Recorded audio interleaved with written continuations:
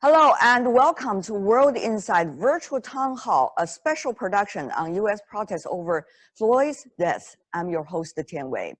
Anger and unrest have spread across at least 30 cities in the United States and probably more than that over the killing by the police and yet another unnamed African American. Many protesters are calling for a healing speech from the U.S. President Donald Trump, tackling racial inequality and police reform head-on.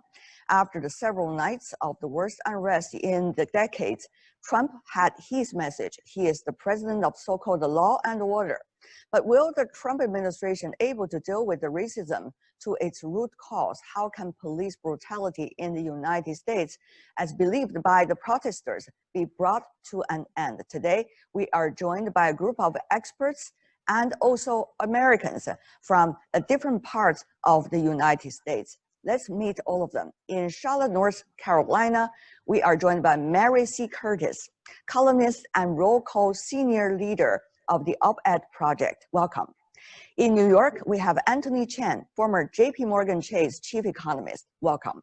In Washington, D.C., we are joined by Christopher Chambers, professor of journalism at Georgetown University. Good to see you, professor. And also joined us, Brandon Andrews, entrepreneur and former Hill staffer. Welcome, good to see you. And meanwhile, we are joined by Bruce Fein, who is a constitutional lawyer, former Associate Deputy Attorney General and General Counsel of the Federal Communications Commission under President Reagan. Last but not least, in Los Angeles, we have William Lee, Chief Economist of the Milken Institute. This is a very strong group of speakers. It's such a pleasure to see all of you. Tell me, what exactly is the nature of the latest events in the United States? If I could have every one of you to help us to understand that, whether it is systematic racism, or this Trump being a divider, or this is about politics before a major election. Let's start community. Let me bring in, I'm not trying to label everybody, but let me bring in an Asian American, Mr. Lee, you're economist yourself, but throwing that hat aside, as an American, how do you see the latest event, particularly with your own cultural background? As a Chinese American who grew up in one of the roughest neighborhoods of New York, where all my friends were either Puerto Rican, Black, Italian, or Jews. And so all of us felt in some ways left out. But one of the things I note that has not been covered yet is that the United States has always had a history of dealing badly with immigrants, minorities, but the blacks have really suffered because they were brought here involuntarily. They were brought here as slaves. And I think that's the differentiation between blacks and Asian Americans. Asian Americans are considered the successful minority. Although I can tell you many friends of mine are in jail, drug addicts, and have not succeeded or as lucky as I've been. And by the grace of God, I managed to get out of those slums. And so addressing economic opportunities and affording minorities opportunities to get out and have class mobility is one of the great achievements of the United States, but the achievement is distributed very unevenly.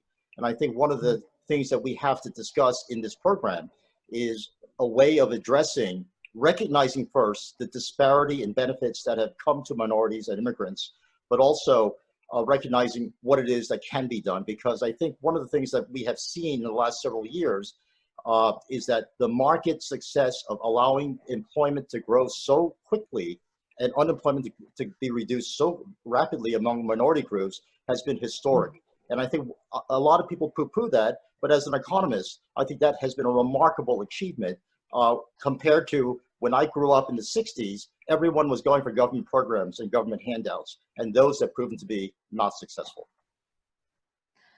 Mr. Lee, thank you for your input as well, talking about actually systematic inequality of wealth inside the United States. That has a lot to do with what is going on right now, and also bringing your childhood memories and compare what is going on at this moment. I will also, right, since the economist's name is being mentioned, Mr. Lee, you have to come in here and talk about your thoughts listening to your colleagues. I think one of the things we all agree about is the equality of opportunity is something that we should shoot for, and also is the key to allowing people to be successful in the society. One of the things that we judge society by is not so much the degree of inequality, notwithstanding what Anthony said earlier. Every society is unequal, and unequal in different ways for different reasons. But the key benefit of being an American that Anthony and I represent is that someone from the bottom can go very close to the top. And I think the mobility, the degree of social economic mobility within a society is a key judge as to whether it's successful or not. Are there systematic restraints that prevent a particular minority group from achieving that mobility? And I think a lot of us would say, yes, there is, especially among the Black minorities. But I think one of the things that is very important is to address the systematic restraints that prevent a particular minority group with the same opportunity, initial conditions, to achieve that kind of mobility. And I think those are the things that are being addressed with growth. The faster and more wealthy an economy becomes, the greater the set of opportunities and the greater the degree of mobility. It is such a shame that COVID-19 hit exactly at this time when so many people at the bottom were getting that initial start and getting pushed up in the ladder of economic success. One of the shameful things also is that much of the protesters, as much as righteous and just the cause as they're representing, and thank God for the freedom of assembly and freedom to express your opinion in this country that allows for these mass protests, but it's been hijacked by hooligans who insist on ripping off someone else to get something for themselves. And I think that conflates a lot of many different issues about individual behavior and systematic racism. So I think we should be very careful in how to judge the United States as society. The success is measured really by mobility. And I think we have seen more and more of that cross social boundary crossings more and more in the last several decades. But I think one of the things that has been bad about what's happened in the reporting of a lot of the news is that so much of the news story and news drama has been hijacked by hooligans who have perverted the message of social justice, racial justice into violence.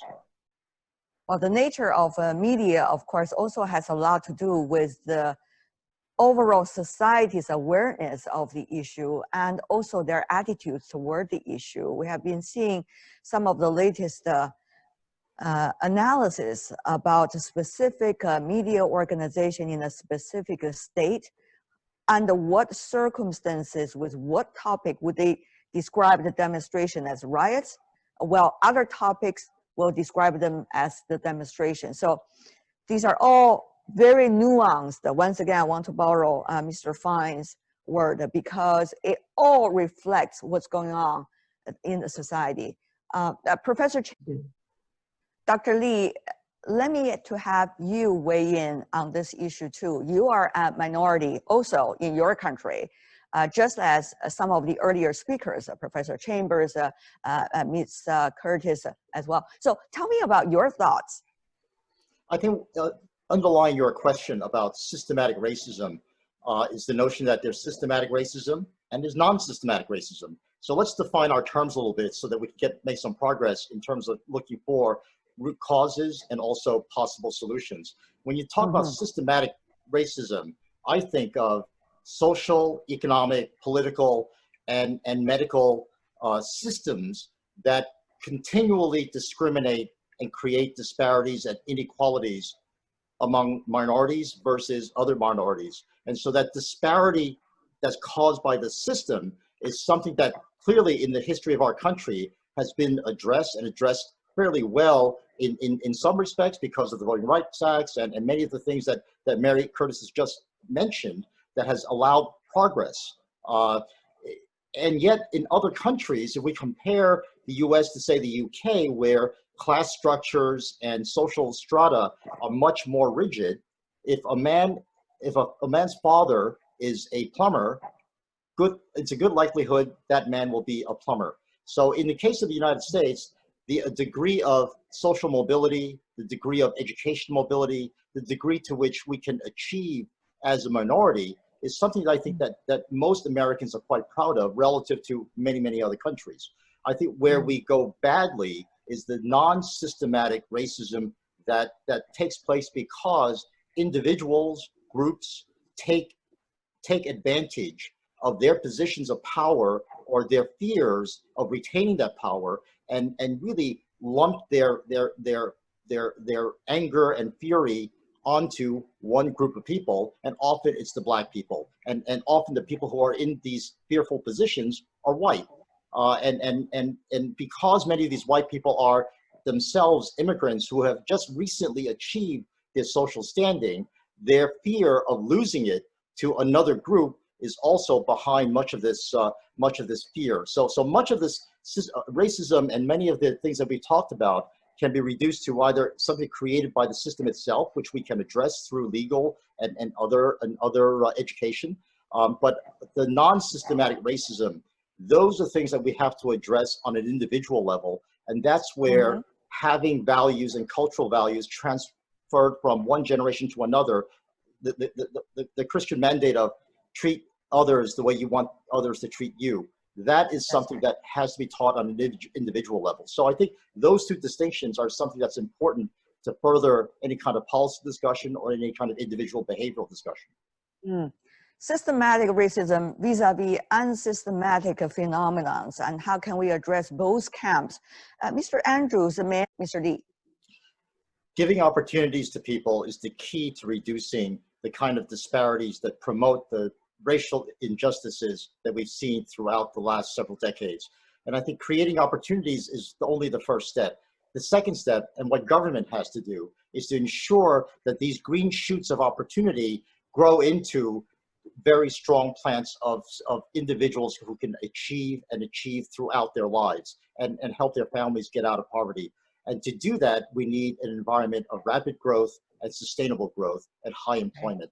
And that's the responsibility of government, to ensure the economy itself is cranking strong enough so that the green shoots continue to grow. And the systematic racism that we all have discussed, it can be taken away by allowing growth to overwhelm the prejudices that keep people in their place.